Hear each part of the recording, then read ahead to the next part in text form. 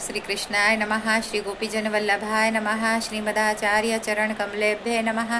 श्री गुसाई जी परम दयालवे नमः। श्री गुरुवे नमः।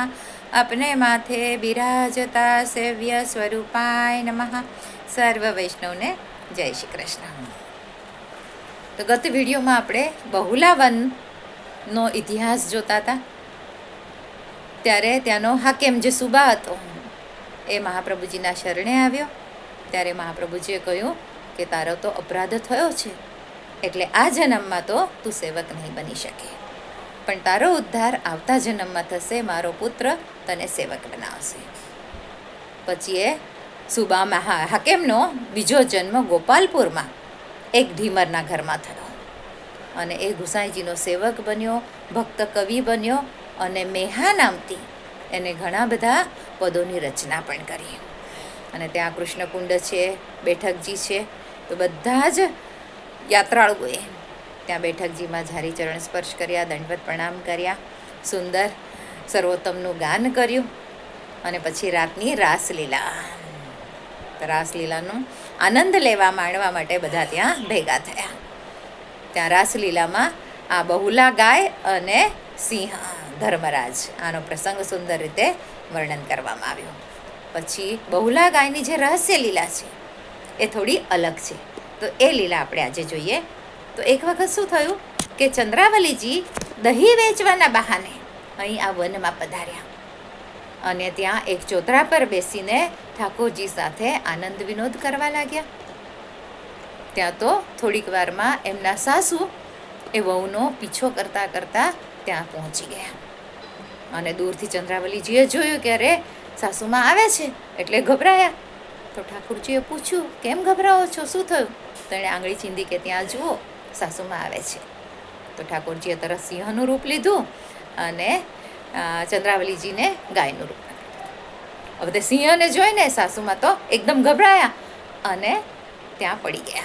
पड़तानी सामने खूब वाग्युं। त्यां ठाकुरजी तरत पाछा त्यां पधार्या अने पूछ्युं माजी शुं थयुं?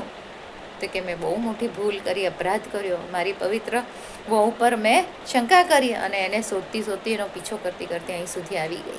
आવું मारे नहोતું करवुं जोईतुं। मारा गोवर्धने पण मने ना पाडी हती, छतां हुं અહીં સુધી આવી। તેનું આ મને ફળ મળ્યું એટલે હું અહીં પડી ગઈ। પછી ઠાકોરજીએ સખાઓને બોલાવ્યા અને માજીને ઊંચકીને એમના ઘર સુધી પહોંચાડ્યા। અને પછી ચંદ્રાવલીજી થોડીક વાર પછી ઘરે પાછા આવ્યા ત્યારે સાસુમાએ ચંદ્રાવલીજી પાસે માફી માંગી અને કહ્યું કે મેં ખૂબ મોટી ભૂલ કરી છે, મારે આવું નહોતું કરવું। ત્યાં ઠાકોરજી પણ પધાર્યા અને ઠાકોરજીએ પૂછ્યું કે માજી તમારી અંતિમ ઈચ્છા શું છે, હવે શું કરવું છે? ત્યારે માજીએ કહ્યું કે અંતકાલમાં મને ફક્ત આપના દર્શન થાય, મારી બીજી કોઈ ઈચ્છા બાકી નથી। ચંદ્રાવલીજી એવા મહાન ભક્ત અને જે કોઈ ભક્તની નિંદા કરે તો એની દશા આ માજી જેવી થાય। માજીનો દેહ છૂટ્યો અને પછી માજી મોક્ષ ગતિએ પામ્યા। એટલે ભક્તોની કૃપાથી જ સર્વ કંઈ સાધ્ય થાય છે। ભક્તોની ક્યારે નિંદા કરવી નહીં। આ રહસ્ય લીલા બધા વૈષ્ણવોને ખૂબ ગમી, બધાએ આનંદ માણ્યો અને પછી બધા સૌ પોતપોતાની પાલમાં પહોંચી ગયા। અને ગર્ગ સંહિતા પ્રમાણે શ્રી ઠાકોરજીને અને એમણે જે વેણુમાં મેઘમલ્લાર રાગ છેડ્યો હતો, વર્ષા કરી હતી, એ વર્ષા આ બહુલા વનમાં અને અહીં ચંદ્રાવલીજી સાથે એમણે વનવિહાર પણ કર્યો હતો। આ સુંદર ઇતિહાસ બધાએ જોયો, માણ્યો, આનંદ આવ્યો। જણાવતા રહેજો આનંદ આવે છે કે નહીં। આજ માટે આટલું જ। આજના મારા વચનોને પ્રભુ ચરણોમાં સમર્પિત કરું છું। કૃષ્ણાર્પણમસ્તુ। પ્રભુ કરાવે એટલું થાય। જય શ્રી કૃષ્ણ।